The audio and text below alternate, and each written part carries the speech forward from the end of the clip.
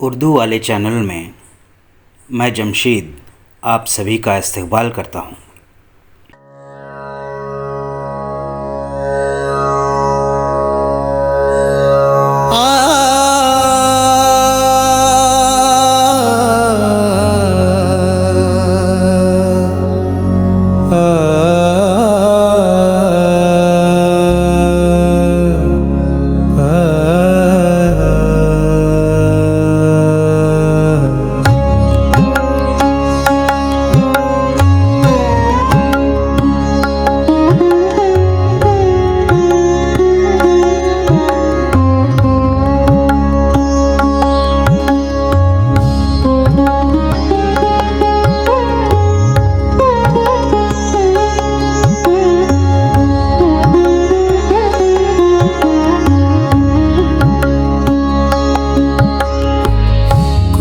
मिट गई तो मिला रब का ज़ैना, ये है इसको पाने का वाहिद करीना।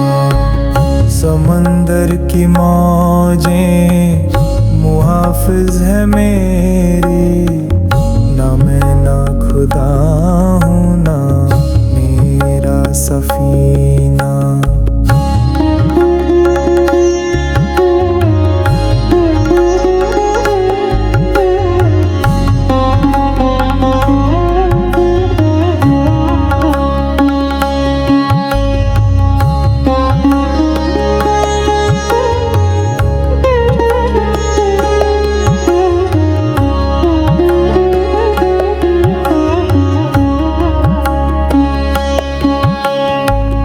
हर एक चीज सरसब्ज दिखने लगी है, निगाहों में जब से बसा है मदीना।